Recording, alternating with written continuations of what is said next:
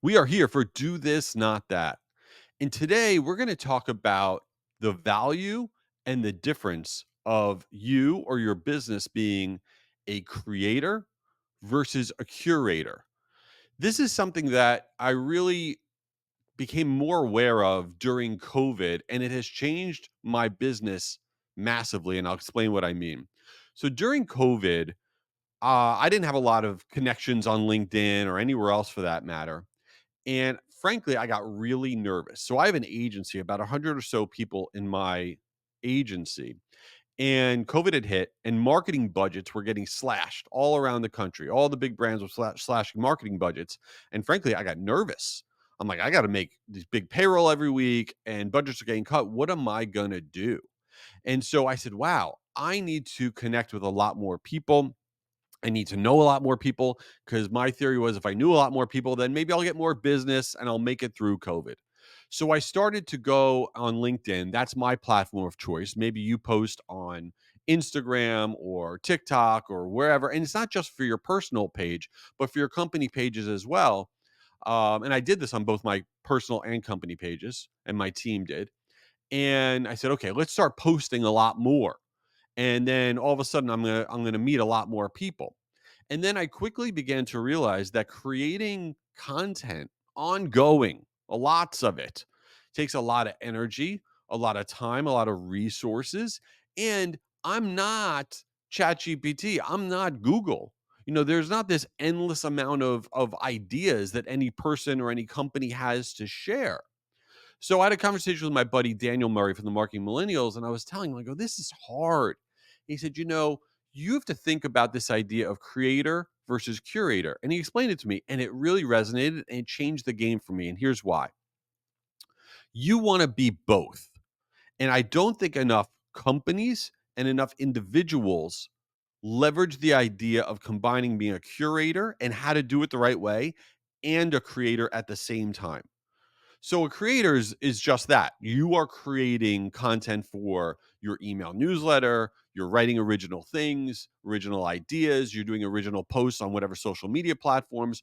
You are a creator. That is hard to do, right? A curator is someone that goes on and they see a really insightful thing that they found interesting. They find a funny meme. They find anything that they think is cool and they post it. And they're curating information and they're doing the same thing in their email newsletter as well. Now, some of you may say, okay, I don't want to curate anything because then it doesn't feel original. People aren't going to think that I know anything. That's a big fat waste of time. And so there's two pieces to it. Number one, most people do curation wrong. And I'm going to break into here how to do it the right way. And they also don't understand the value of a bigger tent.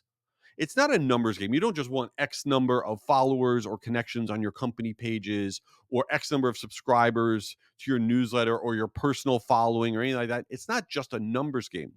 But here's why growing that tent, the more people that are connecting with you, more people that are following you, the more people that are signed up for your newsletter, why it matters. You say, well, I posted a meme and I got a bunch of followers, but those people are never going to buy from me. It's ridiculous. But here's why it matters. And then I'm going to tell you exactly how to do it. So when you find that funny meme, okay, that somebody else posted, and then you go ahead and you post it and you give them credit, you always have to source wherever it is that you found the thing, okay? And now all of a sudden you get a lot of engagement. You get more likes and comments and shares and all this stuff. And you're like, well, what's the value of these random people that have just connected with me? I'm going to tell you the value because when you mix in, let's say every other post is one that you created, it's original content. And then the post after that's one that you've curated, and so on and so forth. As you're getting more followers and you're getting more connections because of the stuff you're curating, when you go to post whatever it is that you created, that original content, all those people, right, that now follow you, connect with you, whatever, on your company page or personal page, some of them are going to also engage with your original content. And because these are people that engage with content overall, when they engage with your original content, it makes the algorithm make your original content go further. So because you have more people in the tent, more people that like to engage in the tent. They're helping you get in front of the right people. And over time, as that grows, you will get more business, you will get more opportunities. So yeah, ridiculous memes can help. Content you didn't create can help in a huge, huge way. Now, what is the secret sauce to curation that I think most people aren't doing? So what you want to do, I'm not going to tell you how to create content. That's for you being a creator. You have to have your own process. It's really hard, but you're working through it, whatever. And then what you really want to be thinking about, okay, every other post I'm going to do is going to be a curated post. And that's going to help me get a lot more people. So, how do you actually find and know what to curate and what to post? So, what we do, my team does, is we follow all these accounts that are on Instagram, on TikTok, on LinkedIn, all sorts of stuff. And these are accounts of memes, of motivational business sayings, of motivational things within the marketing industry. And you can find these accounts are not hard to find, right? And they're constantly posting stuff. And then you want to leverage human behavior. You want to look for the posts that have the highest engagement, right? So if you see a post on LinkedIn that got 100,000 likes, it doesn't matter if you think that that's the most interesting post of all time, right? Humans out there have found it to be a super interesting post. And what is an absolute fact is if it works on one platform, it will work on another platform. So all you really want to do is take that motivational quote, take that meme, whatever it is, make sure it is relevant for your industry. You don't want to be a clown, right? Whatever the meme is or whatever the motivational thing is, it should be relevant for your industry. And then you take the ones that you see have the absolute highest engagement on other platforms. And then all you do is go on the platform of your choice. For me, it's LinkedIn. All right. You post it with some sort of whimsical thing saying this is, super interesting and here's why. You source it, you tag whoever it may be. And if they're not on LinkedIn, you could say find them on Insta and put their handle and then you post it. Okay, by curating this stuff. And you could do the same thing in your email newsletters. You could put interesting quotes and interesting memes, all sorts of stuff. You don't need to be an engine of content creation. You can build your network, you could build your following, you can build your business by mixing in curation. And if you're just trying to be a creator, or your business is just trying to post original content all the time, your growth is going to be so much slower. Go back to that original story that I told you at the beginning. Yeah, it changed my business because instantly I was connecting and meeting thousands and thousands of people. And then over time, people would start to message me, hey, what do you do? What do you actually do for a living? And that was a game changer for me. So I think this idea of curation versus creation and mixing them together can really impact your business. Okay, before we get to Since You Didn't Ask, which is the ridiculous portion of this podcast, I want to let you know that this podcast is exclusively presented by Marigold.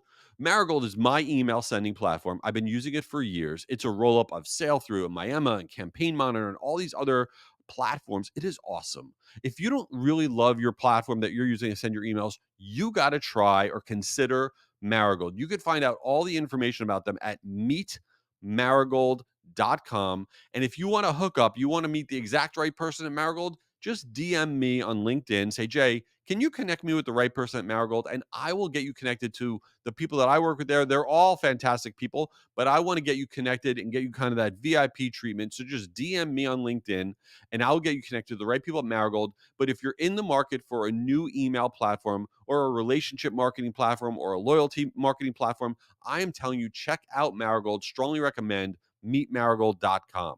All right, let's get into Since You Didn't Ask. This is the portion of the podcast that we just talk about nonsense. So, really, what is going on with me? That's the nonsense of my life right now. Well, for the last 2 days in my home, our hot water heater has not been working, and we have had only cold water.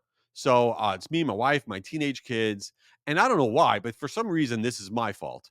And I have to tell you, I know everyone says taking cold showers is good for you and all this stuff and all these studies, whatever. That's fine, maybe once. But when you're like multiple days in, it is not cool. Like I have to hype myself up to get in the shower. It sucks. It just sucks.